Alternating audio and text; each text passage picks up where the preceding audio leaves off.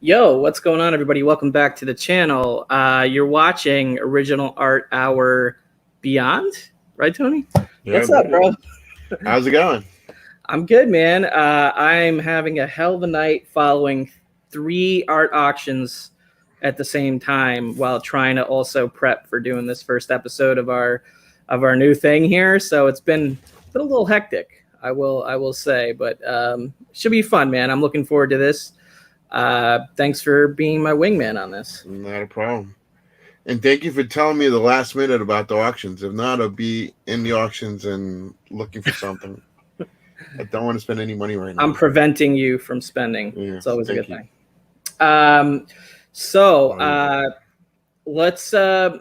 Let's kick things off by basically saying, what is this show? That's what I put in the title. This episode's basically going to serve as kind of like an introduction to the show, maybe touch upon some things that we'll be doing on the show regularly, and kind of just experimenting to see how it goes for the first time on this new format. It is a little bit of a later at night show, which honestly just was more about like schedules and timing and just keeping things consistent and blocking out that time for doing this show, right?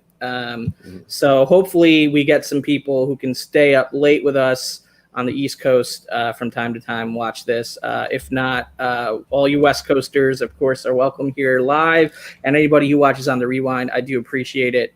Please remember to hit that thumbs up button for us, please. And hit that subscribe button if you're not already subscribed. Make sure you follow Tony NYC Jr. on his Instagram account, which is linked below, as well as myself over at Comic Books NYC on Instagram. So before we get into the first segment, let's say a quick hello to the chat. We got Graphic Man. What's going on, Graphic Man? We got your brother from the Portland area or the Oregon area. My troll. Your troll, one of your trolls. We got Magic Lasso. What's up, Brian? We got your other prime troll here, Princess of Comic Games. What's up, Princess? We got Hi, Warlord. Princess. What's up, Warlord? Good to see you. We got Jojo Flickson Comics. What's going on, Jojo? Thank you for stopping in.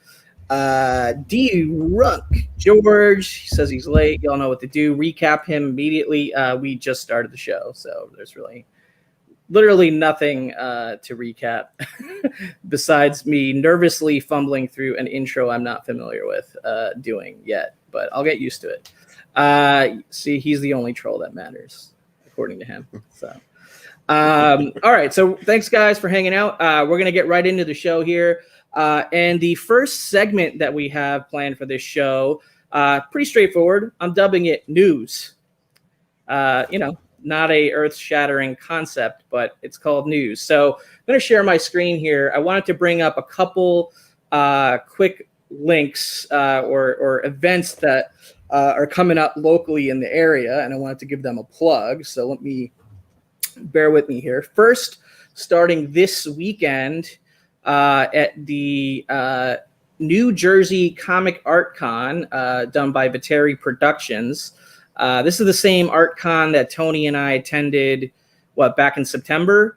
But back then it was at a different venue. They have a new location here at the Baymont by Wyndham, but they're doing another art con event here this Sunday in Jersey. So, local to the New York, New Jersey metropolitan area. So wanted to make sure I gave that a shout out. I don't think we'll be in attendance, even though we were last time, but hopefully we can make schedules work for whenever the next one is, which looks like it might be September, according to this, September 26th. So shout out to them. Comic Art Con, great local event put on by these guys that do all these local shows, toy shows, card shows, and otherwise. So wanted to give them a plug.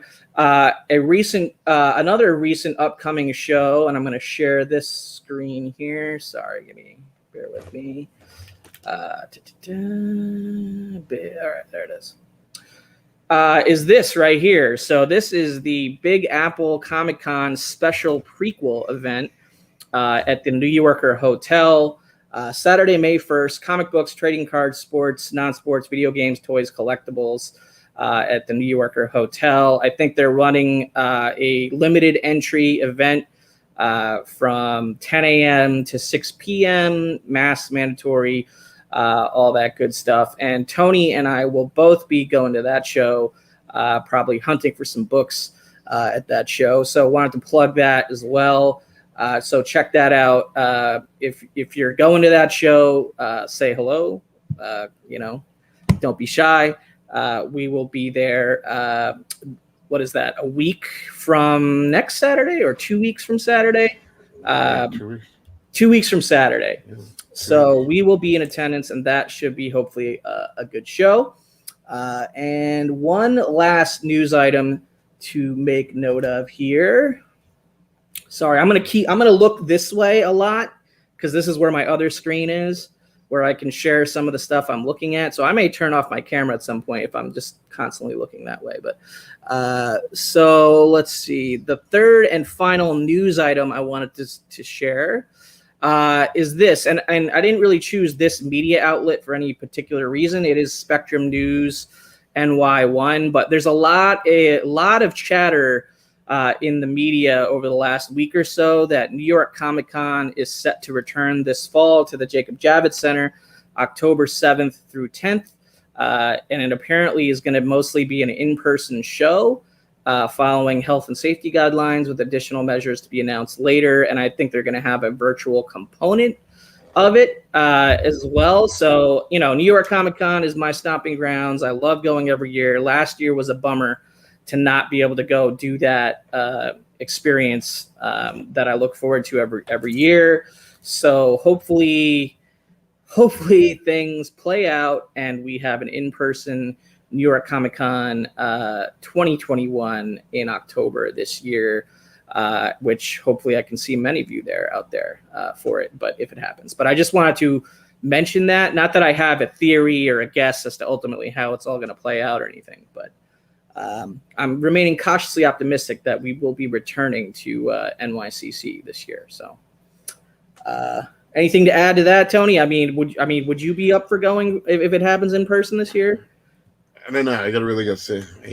Yeah, my vaccination, so I'm good. So yeah, I got my vaccination. I'm still in the waiting period or whatever, but yeah. So hopefully we'll see. All right. Well, that was the news. That was a really quick segment that we can just kind of get in and out of. And now we come to the real meat and potatoes of the show, which is kind of why people were watching Original Art Hour on the channel in the first place. And that's, let's do a little show and tell, buddy. Let's show some art. All right. So this is my latest piece I picked up. Hold on. All right. We're gonna go right to Tony. Tony, okay. In full screen. There he is. All right. It's a different type of art. I posted on my IG. Okay. Oh yeah. All right. Made out of wood. All right. It's a little. This is one of the most non-traditional pieces you'll see on this channel. Exactly. Yeah. Basically, just a string. It looks like the spider web. It's pretty cool. So it's string art, and it's an homage to the Pat Gleason ASM 55 cover, right? Yes. Yes, it is. Nice. On the wall. Who's the person who does this, like the string art stuff? Do you have the name that you? So much thread. So much thread. Yes. So I can sewing much thread. Huh. Very cool, man. Yeah, that's definitely one of the most unique pieces I've ever seen. I've never, honestly, before you posted that to Instagram, I was not even aware of string art. Me neither. I really didn't. And it's like, I just saw it. Like, it looked pretty cool. I'm like, all right, I'll go for it. Awesome. It wasn't that much. And it was really nice. A sweet piece. Yeah, definitely a nice piece. All right. Something different. All right, so that's your first piece. I'm going to show. I prepared some scans. I did some work for this. I put in some effort, guys, on this. I want to start with this piece because it's an AOK from Daymare, so I believe is in the chat. So it was an act of kindness, a gift. So Daymare has previously been on the Original Art Hour show. Definitely one of the nicest, friendliest members in the comic book YouTube community. He's been killing the game on the AOK front, sending out AOKs all over the place, all over the community, every which way. And he hooked me up with this piece, and I'm gonna share the scan here just to make things easier. I'll just share the scan so I don't have to go with I did bring all the pieces I plan on showing and just put them into this portfolio to the left of me, but it's way easier to see the scans, so I'm just going to show the scans. But he gifted me this piece, and it was done by Brian Silverbacks. So the final piece is over there on the right, pencil and ink, with Mandalorian, Grogu, and the now canceled Cara Dune.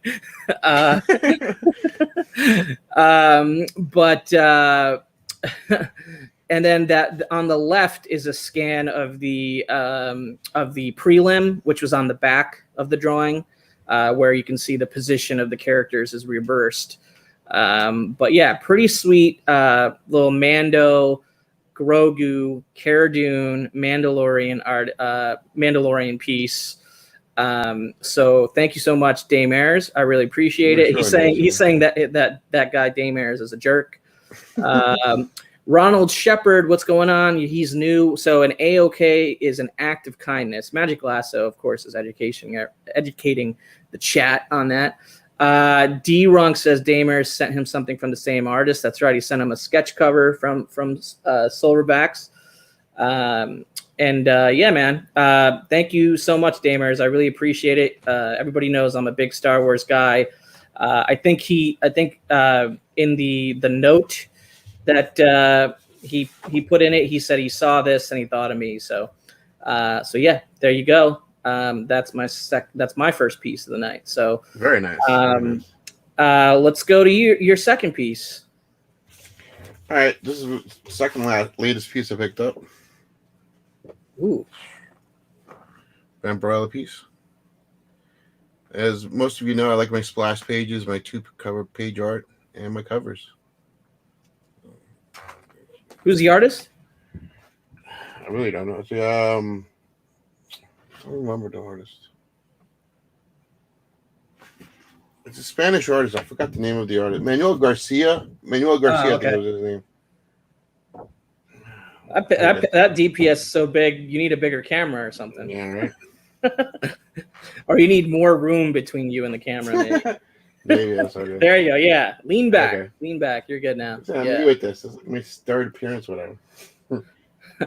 Oregon Weems says Vampirella is cold. I'll just leave that comment be. That's good. Yes. Nice, dude. It's a very nice piece. So that's a new pickup, not something. Yeah, that's a new pickup. Yeah, not something that's just been in the portfolio. Yeah. Mm-hmm. Very nice. I get no space on the wall for it, so it has to go into the portfolio.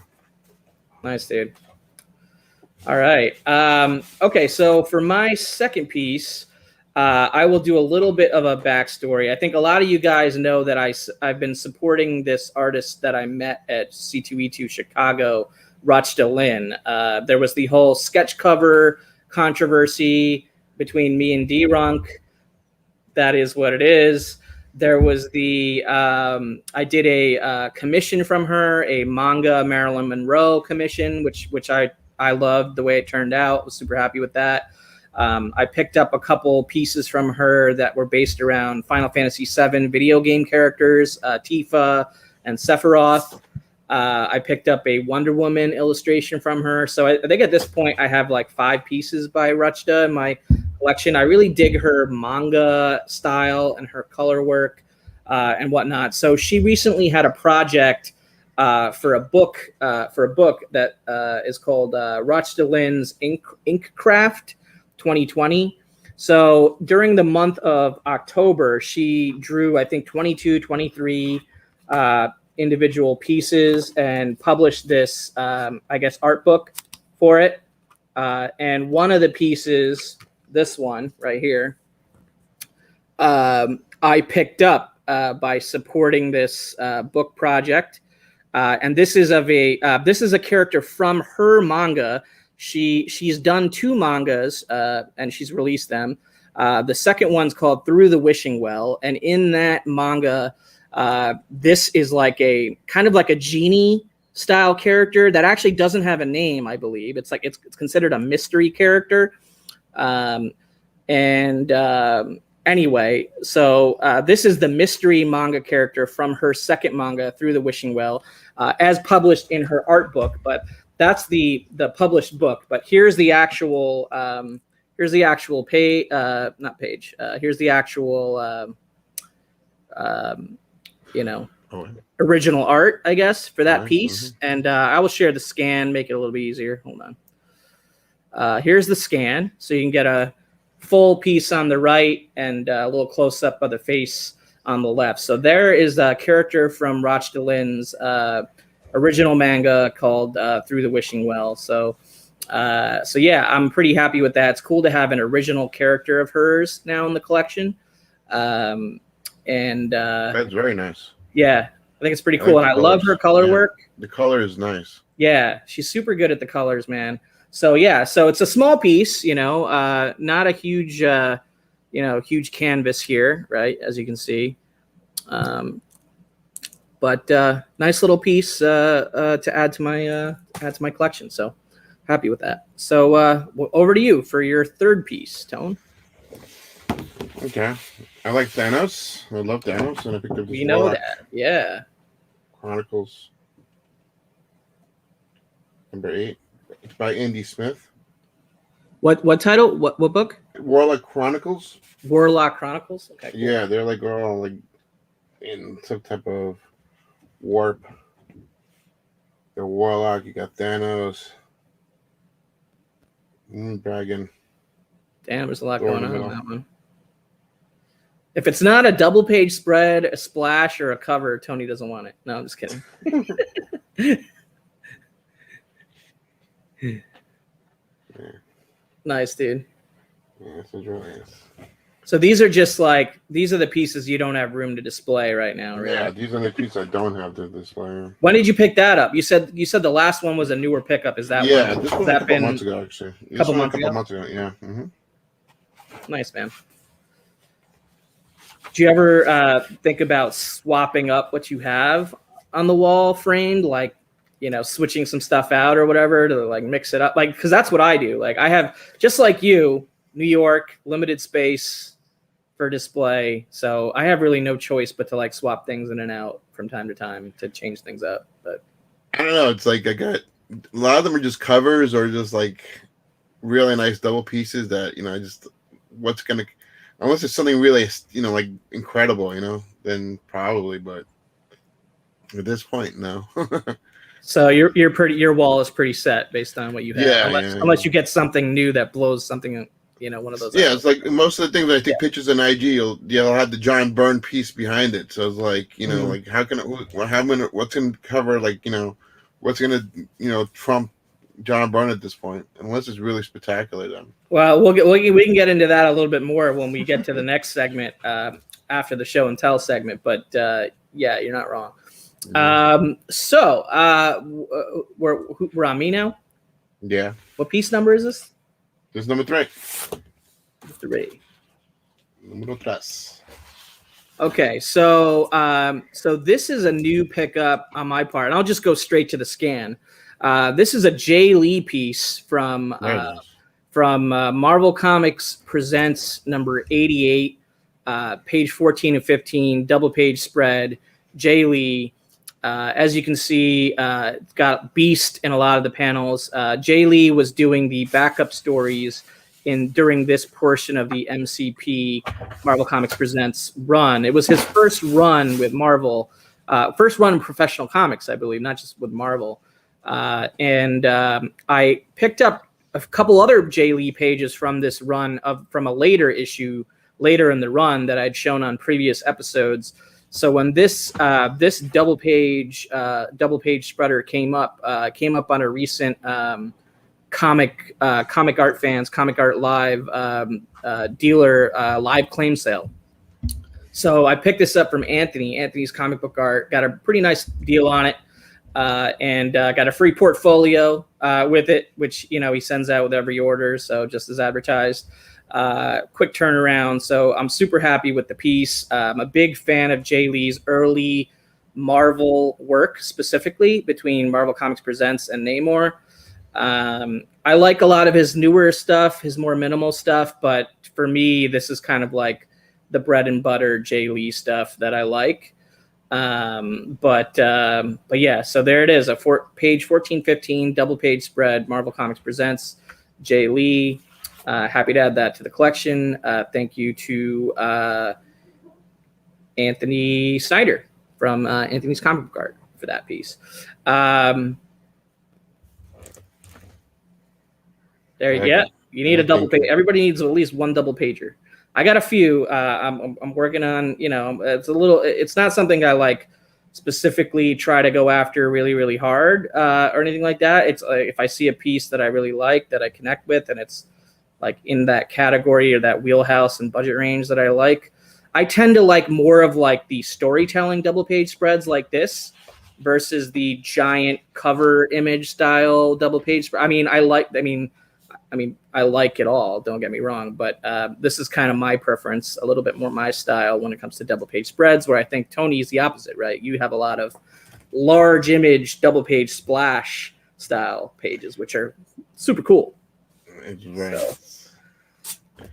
This is an interior page. Okay. Ron Lim, Infinity Crusade. Oh, nice, dude. Hell yeah. Mephisto. Thanos. I do pick up interior pages. Look at that. A panel page from Tony. Yeah. Nice, dude. I love Ron Lim's cosmic stuff. And Mephisto's awesome, though. Look at it. Yeah, man. Very, very cool. What book was that from again? Infinity Crusade? Infinity Crusade, number 3, page 26. Nice. When did that book come out? Is that a 90s book or a 2000s book? I don't even know. I'm gonna have to look that up later because I don't remember off the top of my head. All right. Very nice. All right, I'm losing track of how many pieces we've shown and how much time is left in the show, but we'll figure it out. Number 4. Okay. So my fourth piece. So this is a new pickup. I picked this up from Bashara Malouf a couple months ago, aka Nostalgic Investments. Shout out to him. Go check out the website nostalgicinvestments.com. He's got a really cool thing that he does where he drops like new art Fridays, kind of more higher end pieces, but then he does a cheap art Wednesdays thing as well, where you can get a little bit more budget pieces. And now he's doing like a weekly featured piece, like super high end piece. But anyway, great dealer. He was set up at the ArtCon that we went to last year in September. But I was able to work out a deal for this piece. And it's a page from Spidey Super Stories, issue number 44. The full page is over there on the right, and then on the left hand side, I have a couple close-ups of the Doc Ock panels, and that's why I got this page, because I have a little bit of a fondness for Spidey Super Stories and that 70s era of Spidey storytelling, but that was technically before my time. I'm an 80s baby, right? But I do love the way that some of the action and dialogue occurs in that series. I've always wanted an example. So this is Win Mortimer, by the way, the artist, and just I wanted a great Doc Ock page. You know what I mean? And this kind of just spoke to me the second I saw him put it up, and I connected with him, and we worked it out. So I think so. Daymare is chiming in that your Infinity book was 90s. Thank you, Oregon Ween. So yeah, I'm really stoked on this Win Mortimer Spidey Super Stories page from issue 44, page 30, I believe. Little Spidey Doc Ock action. You also have what's it called? You have another superhero on the page called Butterfly. But yeah, it's just a cool character panel page in a Spidey book. So fits my collection and was sort of filling a hole that I was looking for in getting a cool Doc Ock page that I didn't have. So yeah, wait till Butterfly shows up at the Marvel Universe in movies. Yeah, there you go. Spec art OA spec for Butterfly. No. Anyway, pretty happy with that pickup. And I'm trying to figure out how to get this image off the screen so we can move on to the next one. And there it is. Okay. Bear with me, guys. I mean, this is my first time trying all these bells and whistles during a show with, actual preparation, which I'm not used to doing. Anyway, what's your next piece? Let's see. I think we got one more each, right? Okay, yeah. Basically, I don't pick up too many commission pieces. I usually get like original published pieces, but I really like this one. This is by Steve Irwin. Cool. Pencils. Nice. Yeah, it's all pencils. This is not a published page, but just basically it was a commission piece that I saw and I picked it up. But it was really nice. I liked it. Cool, man. Is that Deathstroke? Yeah, Deathstroke versus Taskmaster. Yeah. Nice. Yo, what's up, Need Mo Comics in the house? Good to see you. It is Tony, live and in the flesh. I don't pick up too many commission pieces, but this is those are nice pencils. That's cool. Really nice pencils. So that was like a pre-done commission, or did you commission the art? No, it's something that came up on an auction, and I saw it, and I really liked it, and I picked it up. Hey, I am prone to that myself, like something that I like that's already done that I don't have to wait for. Mm-hmm. You know what I mean? And I don't have to deal with the drama of the follow-ups and the whole commission process, and that's a whole topic that we'll have to dedicate a single show to and bring on some guests because that's what I was thinking about. Get some guest stars here. Yeah, absolutely. Nice pickup. Okay, so I on my end, this is going to be the last in show and tell portion of the segment. Yo, what's up? Ruben the Collector's in the house. Says he's not much of a commission guy, but he loves Deathstroke, and that's a cool looking piece. Yeah, right. Ruben the Collector, shout out to you, brother. Looking forward to chatting with you later in the week. Thank you for all the advice and the support lately. I do appreciate it. So last segment, or last little piece of the show and tell here. I think I kind of teased this on the episode with Andy E. that I was going to Metropolis / ComicConnect to pick up the Sean Murphy piece that I had picked up when they were doing the live. Well, I guess it was a digital show that was kind of an in-person show or whatever. But anyway, long story short, this is the page that I picked up, the Sean Murphy page from Batman: Curse of the White Knight. So I'm just a big fan of Sean Murphy's artwork. Huge, even bigger fan of his storytelling, writing, and art on Batman, White Knight, and Curse of the White Knight. For me, for my money, it's the best, Elseworlds Batman read, period, for me, like, especially in the current modern era. I just adore this page, especially just the storytelling without the words on the page, like from panel to panel, the storytelling is so strong. You have the outdoor scene, then you have Gordon and Barbara heated into an argument. Then you have Gordon lighting a cigarette, and you see the reflection of Barbara on the mirror. And then you see Batman coming in through the window, very almost like Batman the Animated Series style. And you can even see like the cigarette smoke trails off Gordon, like the detail on Gordon from his like pinstripe pants to his tie to the expression on his face to the close-up panel of Batman that you get to connect the middle panel and the bottom panel, even to the angle of that close-up on Batman's face, where like you don't really see his eyes because he's in an emotional kind of vulnerable position. And that's something that Sean Murphy was explaining during that show. And honestly, like it helped my decision-making and like sort of hearing the artist process around this page. And then you see obviously Barbara is in an emotional state and Gordon huffs and puffs his way out the door. So some fantastic storytelling here from Murphy.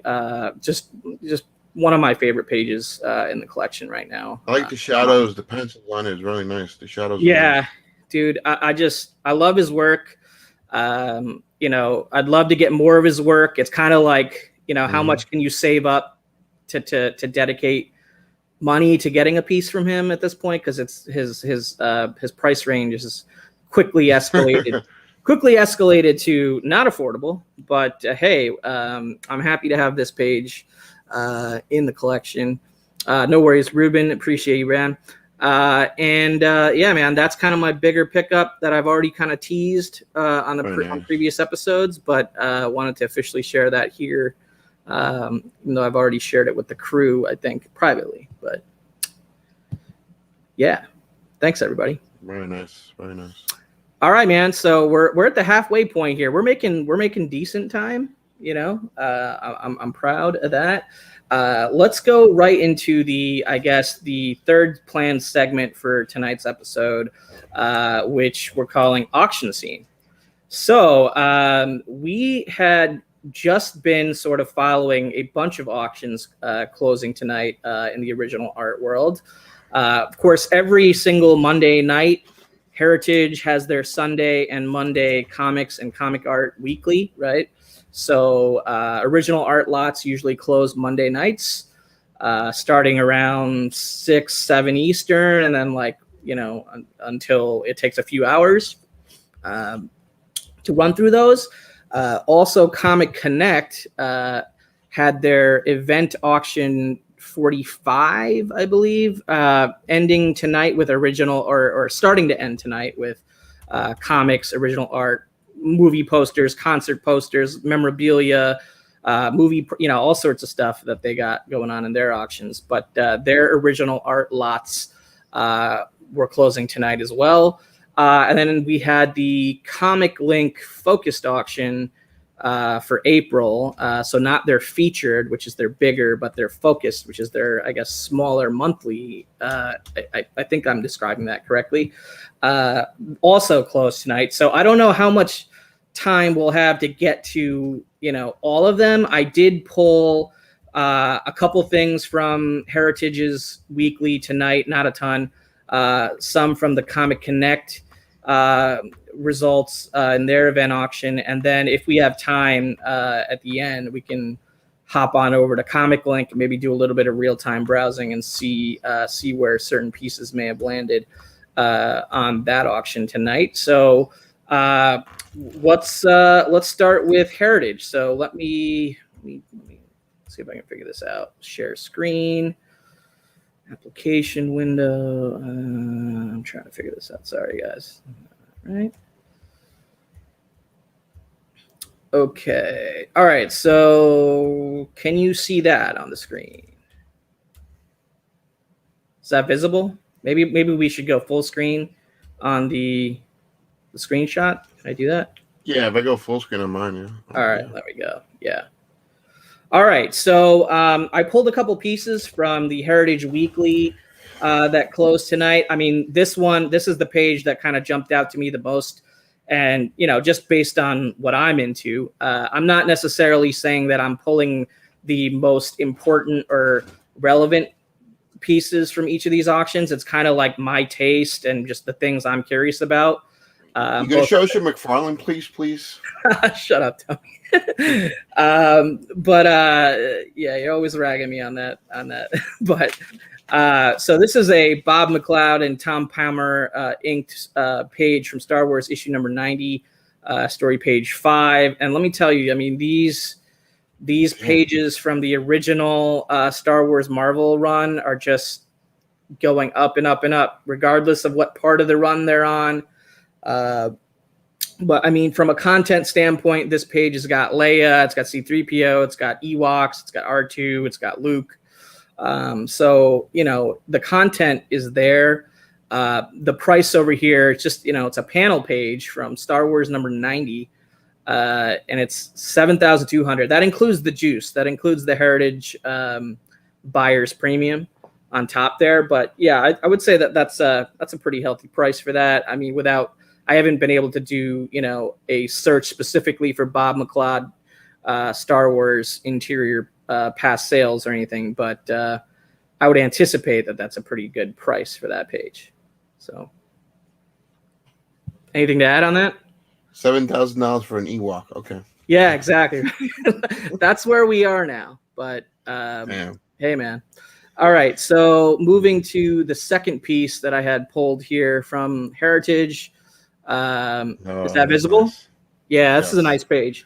So this is Ron Lim and Ron Lim, Kelly Jones, Doctor Strange, Sorcerer Supreme, issue 45, story page 14, early 90s Marvel art. Great looking Strange on there. I know it's kind of like probably hard to see a little bit zoomed out. I'm not sure how much. Oh, yeah, I could zoom in, right? Is that visible when I zoom in? Yeah. It's a little bit low res when I zoom in, but hey, what are you going to do? This is we're experimenting with this technology and trying to look at these results in real time.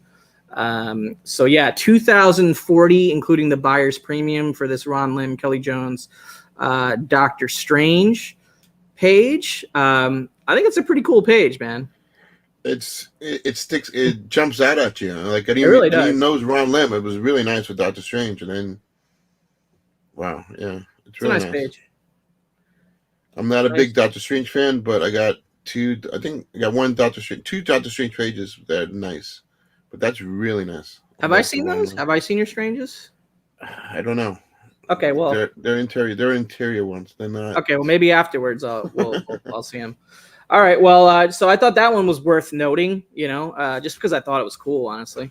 And this one I thought was pretty beautiful. Michael Turner, Fathom number 8, story page number 1. Wow. Image 1999 year of publication.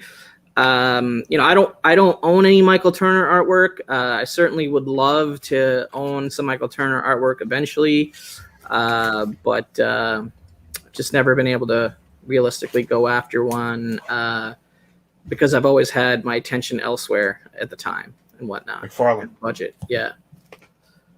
But I don't know. Hard to go wrong with Michael Turner Fathom. I mean, it's beautiful, beautiful artwork. It is beautiful artwork. Okay, and then the fourth page that I pulled from Heritage to look at was this. I just found this pretty interesting. It's not a published image. It's just a Batman illustration piece. But Russ Heath, the Golden Age war cover artist. I mean, known for his Golden Age war covers. Doing Batman here in his own kind of style with a gun, which is kind of cool.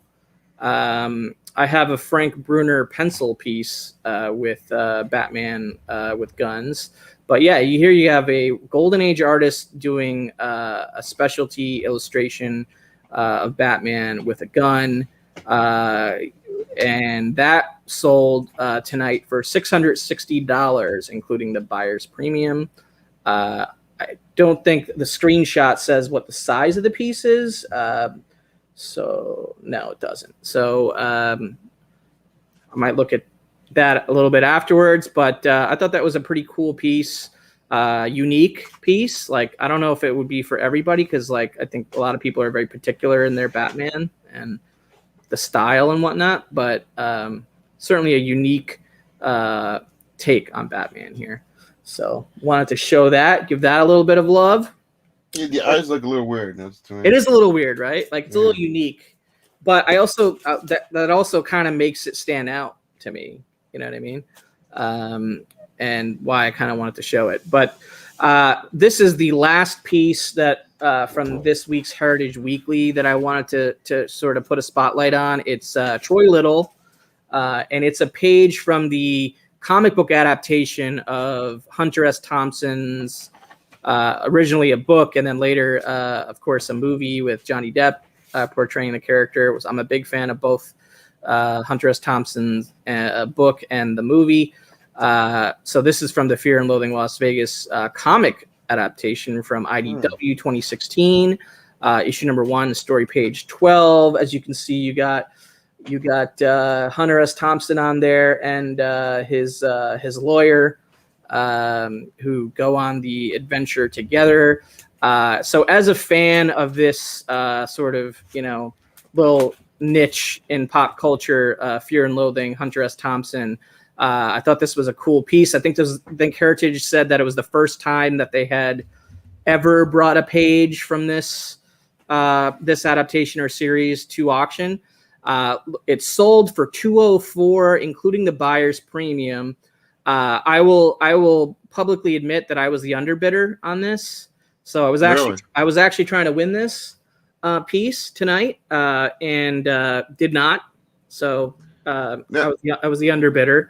Now, quick question though. Yeah. This is basically a printed piece that was inked, right? Just because of the lettering on top, the Fear and Lonesome. No, it's ink, according to the description, it's ink over graph. It's ink over graph. Oh, really? Okay. So it was penciled and inked. Maybe it's a bad scan, but it was a penciled and inked piece. So fully original art, not inked over blue lines. Okay. So yeah, I mean, maybe in hindsight, maybe I should have been more aggressive on this because $200. I mean, I don't know a ton about the art market for Troy Little. First of all, I'm not that familiar with his stuff. I'll be honest. Outside of this adaptation, so maybe my gut to walk away was the right decision or whatever. But it's good to have I guess some sort of frame of reference in mind if a page from this ever does pop up again, another page, for example. So I guess I'll keep my eye out for it. But I was the underbidder on this, and I choose to walk away and let it go. And congrats to the winner at $204, getting a little piece of Hunter S. Thompson in their lives. So yeah, that's going to do it for the Heritage sharing. I'm going to switch over here to the ComicConnect results. And I think I pulled 10 pieces to look at. Let's see. Let me get this going. Share the screen. All right. Can you guys see that?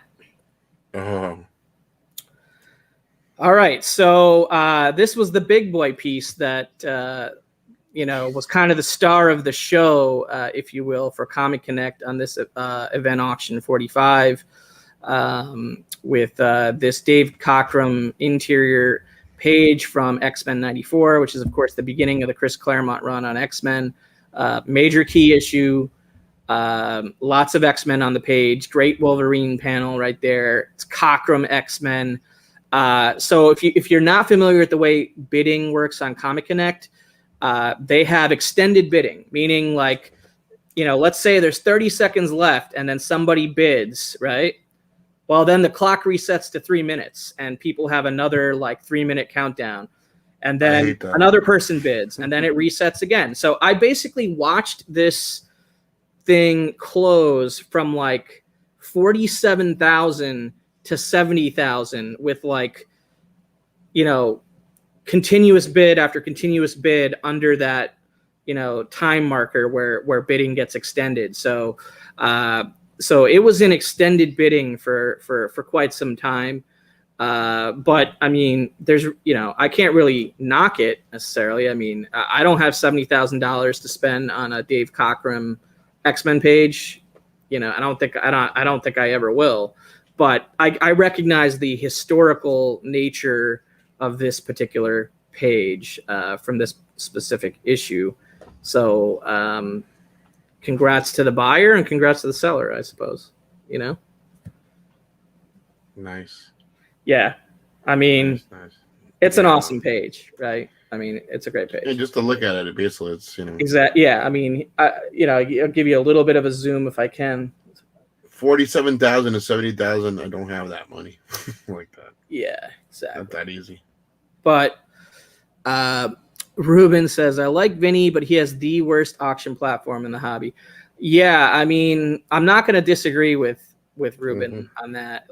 I think the website has improved, certainly, with the layout and sort of the way things are displayed and visuals. But that 3-minute timer reset thing, just especially on these kind of pieces, not that I'm like advocating for the snipe style that ComicLink has, but I prefer that over, you know, reset. But I would not be in the mix for this kind of piece anyway. So it was just, this was like total spectator sport stuff tonight for me on ComicConnect. So moving on, I'm going to go to the second piece here. I mean, Jack Kirby, Black Panther cover, Black Panther #8, 40,000. So, I mean, to me, this feels light. I mean, I don't know. Like, you know, I don't know. Maybe Jack Kirby. It's a Jack Kirby cover. I mean, it's Black Panther. I mean, I don't know. I mean, I don't know how many Jack Kirby Black Panther covers specifically have come to market in the last like 12 months. And is that a signature too in the box there? It is a signature in the box. Yeah, it is a signature in the box. I mean, cool cover though. I mean, it's a Kirby, man. Like, congrats to the buyer on this. I love it. I'm a big Kirby fan. I think you know, I think some of his Bronze Age stuff is underrated, personally. And I don't know. I like this cover and I like this price. But you know, it is what it is. It's another kind of thing where I would never be in the mix on it. You know what I mean? Today, at today's prices in today's market. So Ruben's adding that he bought and sold these Kirby Black Panther covers for $2,500 at one point. Yeah, I mean, Ruben's been in the hobby for a lot longer than I have, and he used to be a dealer. So he's probably got plenty of stories that he could share on here at some point, which would be cool. But yeah, I mean, look, I just watch these kind of results and am happy for the hobby, but also unhappy for myself a little bit, you know? All right. So the third piece in Connect that I thought was really cool and worth looking at was this. Doctor Strange. Yeah, this is a Frank Bruner splash page from Marvel Premiere issue number 9. Sold for $24,700 earlier tonight. 59 bids. I mean, from a content standpoint, it's pretty awesome. Frank Bruner, I like Bruner a lot. His Doctor Strange is pretty much the best in my opinion. And this is, I feel like this is a strong result for a splash. But it's certainly a striking image. Yes. It's a very striking image. Like, I would not mind. The background is spectacular. And I would not mind owning that, man. And displaying it if I did own it. But that would go on the wall. Yeah, that's a wall piece for sure. But you know, again, outside of my budget range, this is kind of, we could probably also you know, call this segment let's daydream a little. You know what I mean? Because none of this stuff is like achievable for, I think, for most new collectors or even most old collectors at this point.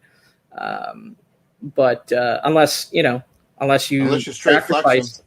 Yeah, unless you sacrifice, you know, pieces, of course, you can, you know, move pieces and you know, increase your arsenal that way. But anyway, really cool piece. I just thought it was a great splash. No, it is really nice. I like the backgrounds. It looks like he's just coming out. It's like a 3D piece. Yep. Really nice. Okay, next one. I thought this was kind of an interesting piece, and maybe a deal. I don't know. This is David Mazzucchelli. This is the published pinup inside the official handbook to the Marvel Universe book, issue number 3 from that run from the 80s. And this is a Mazzucchelli pinup from that issue of Death. So it's a published pinup of Death by Mazzucchelli, who, you know, obviously is most known for his run on Daredevil Born Again, with Frank Miller, and then of course with Frank Miller writing him doing the artwork on Batman Year One. But I had never seen a Mazzucchelli Death before. You know, like, I never saw this interior pinup of this issue. So I don't know. This one caught my eye. I had no idea sort of what range it was going to sell in.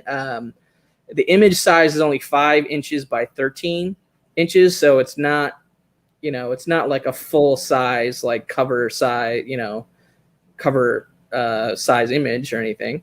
But it is a published pinup, and whoever won this got a Mazzucchelli piece for $1K flat, drawing a character he's not really known for drawing, but I think it's a pretty cool looking it's a nice image. piece. Yeah, it's a pretty cool looking image of Death. So, yeah, quite that would have possibly gone well with my Thanos piece, Thanos yeah, right, Tony. I think you missed out on this one, bro. I know that one. Yeah. But anyway, I thought it was pretty cool. Possibly nice. A well-bought one, in my opinion. What's going on? Comic Mag Musings is in the house. What's up, Bill? Good to see you. All right, so we'll move on to the next one. Here's I wanted to highlight a piece that I thought was, more affordable, and I think you'll be into this one. And maybe quite possibly a missed opportunity for me on this. Why? Killing me. Why? Sorry, bro. Maybe, okay, so next time 3 art auctions end on the same night, we'll coordinate a little bit better on what's available that you're interested in. But I was all over the place today trying to follow these and take screen grabs and try and sneak in some food and stuff before we went live. No, see, my luck is I start bidding on this one, it'll be another 3 minutes, another 3 minutes, another 3 minutes. I'll go up to $1,000 or something, it'll be. Yeah, because it's Connect, right? Yeah. Because whoever won this for $8.49, you would have got into a bidding war in that 3-minute reset period. So, but it's all hypothetical. It's sold though. It's sold though for $849. With this pretty, and this is Jim Starlin, Captain Marvel number 18, and pretty cool panel of Thanos right there from Jim and Al Milgram on inks for relatively affordable price here on the ComicConnect auction. So if you're into Thanos like my guy Tony is, this is probably right up your alley, and decent, I would say, next up, and this, because I had no frame of reference for this, really, Baffling Mysteries, Ace Publishing horror series from like the 50s, like Atomic Age pre-code horror stuff. Artist is Jim McLaughlin, 1953, and this is the cover to Baffling Mysteries number 13. So this is Golden Age pre-code horror art, and it's sold for $5,434 with 32 bids. Feels like a deal to me. Like this is not. I'll admit, this is not my area of expertise. I'm not really trying to find PCH OA or much Golden Age OA at all. Really, like I have 2 examples of Golden Age art, and I think I'm set. Like for me, and PCH isn't really my thing. So I would never really be interested in this from a collecting standpoint as a collector, but maybe from a investment standpoint, I feel like this is low, but I mean, this is just my opinion. I don't claim to be an expert. I'm not a dealer. I'm a collector. But I don't know. I think this is undervalued at $5,434. But then again, I don't know who the market is. Like, I don't know the guys out there collecting these. I don't, maybe it's the same guys collecting the books, which I also don't do. I'm not really a PCH guy. So yeah, especially that's as much knowledge as I can bring to the table on this one. Yeah, I mean, especially for a cover, it seems kind of, low for, in all honesty, for it's like Golden Age, yeah, I don't know, but I did find it interesting and worth looking at the very least. This kind of was eye-opening to me at how laser hot the X-Men market is. Christ. And Joe Mads, I can't even say his last name. Every time I attempt to say his last name, I butcher it, so I'm not going to try butchering it. But this is the double-page splash from, I'll try to get closer. These are screen grabs. So with ComicConnect, almost like usually by the next day or so, like the links the links disappear. So I just screen grabbed it at the end of the auction just to save it, for reference. But let me see if I can you see that a little bit better now? The image? Yeah, it looks good right there. Okay, so perfect. So that's the double page spread. So you can see the content there. It's the page 2 and 3 double page spread. Joe Mads. Looks like D-Runk was attracted to this one for the Age of Apocalypse connection there. But yeah, I mean, pretty strong price, I would say. 27,000 and change on this double page spread. So that's like 13.5 per page on this double page spread from the mid 90s here. But I mean, X-Men's hot, Joe Mad's hot. It's kind of a key. It's a key, right? This is a key book. It's a key run. Astonishing X-Men 1, yeah. First full appearance of the Age of Apocalypse X-Men. So it has a lot. It has a lot going for it, I guess. So D-Rock says he loves the notes to the colorist on the side. Yo, what's up, Raul? Says Mad has a following. He's working and running a video game company in Texas now. Airship Snicket. Oh, I didn't even know that. Anyway, the Nightcrawler is really nice. I like that Nightcrawler, the way he looks. I mean, it's an awesome double page. Yeah, I'm trying to get a better view of it here, but I mean, I read this when it first came out. I don't even remember it anymore. Was it 95? It said. Yeah, 95. Yeah, I think 95, 94. But yeah, getting pricey here. Getting pricey on these pieces. So this one I think is interesting, and I wanted to highlight it. Not because I figured Magic Lasso would be here, and he's a big Jose Delbo guy and Wonder Woman guy, obviously. But this Jose Delbo Wonder Woman 280 half splash sold tonight for $1,016, 29 bidders. Jose Delbo recently came into a boatload of NFT money, I guess. So he's a crypto millionaire now after, I think, selling several hundred of his pieces through NFT auctions around International Women's Day, including a piece he specifically made for International Women's Day. And then after that, DC came out with their, like, if you're going to do NFTs, or don't do NFTs, or if you have any inkling of doing NFTs, you got to talk to us first. And I think he slipped through the cracks before they maybe even had a policy on it. I don't know. But his art his traditional original art in the auction aftermarket, if you will, is valued significantly lower, which is interesting. But that's a whole other can of worms. That might be another episode for us, is the whole NFT thing. I don't know. Another thing where it's like not for me, but I mean, that whole page looks like Wonder Woman's going to need SVU, Wait, what? the whole page, I look at it, like, looks like Wonder Woman's going to be calling SVU, Special Oh, yeah. I'm trying to get a little bit of a zoomed in. Yeah. See it better now? Yeah. No means no. Yeah, a little aggressive, but product of a different time. So there you go. 1,000 for a half splash from Wonder Woman 280 Jose Delbo. And you alluded to it. You think about it, it's 40 years old. Jeez. I know, right? That's crazy. All right, so you alluded to Burn earlier.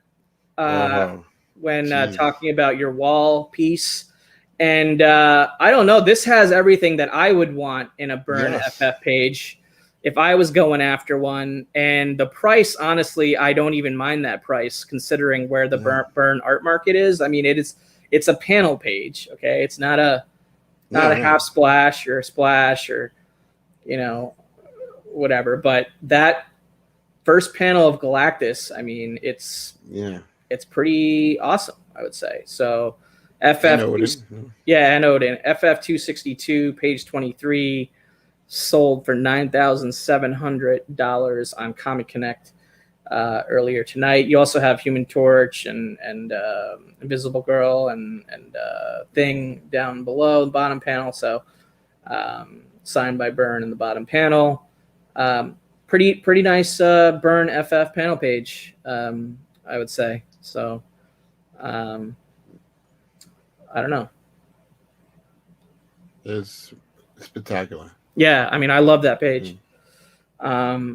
Seems like it's a good price, but maybe not a, you know what, when insane when price. Silver Surfer Galacticus comes out and everything else, you try to sell it later on and you're gonna get crazy money for it, you know. Yeah, good investment, in my opinion as well. So we're gonna wrap up the ComicConnect portion. It looks like we're already over an hour here, so probably gonna skip covering ComicLink. Maybe we'll cover ComicLink next time or whatever, or just go to ComicLink and check out the auction while the results are still up there because they disappear eventually. So here's the final piece from the Connect auction. We'll end with a big banger here, and that's the Ross Andru Amazing Spider-Man number 183 cover. So, pencils by Ross Andru, inks by Ernie Chan, 1978, sold for an even $45K, and with 50 bids. Looks like it's not in the greatest condition. The yellowing, just I don't know, but it's an ASM cover. You know what I mean? And it's a Ross Andru cover. So, that's right up my alley. Unfortunately, the price isn't really right up my alley. I can't afford these going after these kind of pieces. Ruben's adding some context here on the Byrne page. He said back in the 2000 to 2004 era, you could buy complete stories from the Byrne FF run for $2.5K on average, and they didn't sell quickly. Ruben, why don't you stop? Because you're killing us. Yeah, no, I'm totally kidding. I'm totally kidding. But I mean, he probably has like a bazillion stories like that, and which is awesome to hear. But it's also like frustrating. I got into original art collecting in 2017, 2018 timeframe. So that's pretty recently. So to get the pieces that I've gotten, have been a financial commitment. And requires saving and hustling and turning over books and putting, selling books to turn it into art and whatnot. As you guys know, that's kind of what I've been doing. So, yeah, it's painful. But anyway, I want to go back to this Ross Andru cover real quick and just give it a little bit of love here. Ross Andru's fantastic. Spider-Man artist, and here's an ASM cover for under 50K. So congrats to whoever just added that to their collection tonight. So that is the end of the auction scene. We're gonna have to skip ComicLink, I feel, because we could go another 30 45 minutes kind of just going haywire on the ComicLink results. And I want somebody to potentially watch this show on the rewind because it's a later at night show, And you hear the horror stories, $2,500. Yeah, right. Exactly. But hey, dude, Tony, thanks for being my wingman on this new experiment, the show. We'll see how it goes. This was episode 1. We have future episodes that we're planning. So I want to give a shout out to the upcoming dates for the next couple episodes. So episode 2 is going to be on Monday, April 26th at 10:30 p.m. Eastern. Just like tonight's. So that's going to be our regular day and time. Bi-weekly Monday nights, 10:30 p.m. Eastern. So that will be episode 2. And then episode 3 will be on Monday, May 10th, 10:30 p.m. Eastern, and we'll have a guest on that episode, Micah Spivak from ComicConnect / Metropolis. And maybe we can, give our input as to, the things we like and don't like about ComicConnect and the platform. They may not listen, but it'll be cool to have him on and chat with him a little bit about the hobby. He said he wanted to come on and chat, and maybe he'll share a little bit of his artwork and his collection as well. So that is the schedule. And if you have an idea for the show, or you want to be on the show, where it's going to be every 2 weeks, so there's plenty of time between episodes to do the planning and the the organization that it takes to do a stream like this.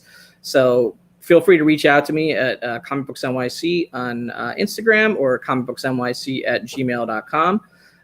But we are going to call it a day there, and we hope to see you guys on April 26th and May 10th for the second and third episodes. Tony, anything you got going on that you want to plug? Make sure you guys follow Tony on Instagram at TonyNYC Jr. Link is below. Anything else you need to get out there before we call it a day? Nothing. Just to start crying about the lost artwork from previous years. Anna's piece. But no, nothing. All right, we got to do a better job of coordinating our conversations in the lead up to the nights all these art auctions close. That's for sure. That's for damn sure. So this is step one towards getting us in sync and on the same page. But dude, I had a blast. I'm glad you're here. And if you guys are watching this on the rewind, please hit that thumbs up button, hit the subscribe button, leave a comment, and we will catch you guys later. Thank you, everyone. Have a good night. Peace. Where do I begin? I see the hate, they don't want to see me win. Think deposits, I got more coming in. Top down, throw the money in the wind. I don't want it all. Heard he scammer, had to switch up the accounts. Moving paper, gotta call it my account. It's all in, I can have it coming out. Been through the struggle, I can see another drought. Yeah, it's not a purse, it's a merch. 6 figures was a goal, now it's 9 or a hearse. Put it work. Used to pull up, not swerve. No time for the snakes, time to put them in the dirt. That's word. I gotta get it, it's in my DNA. You only see the highlights, don't know what it takes. Last year stressing, got no sleep. Now I'm right between the courts, I don't know bleed. I see the hate, they don't wanna see me win. Fake deposits, I got more coming in. Top down, throw the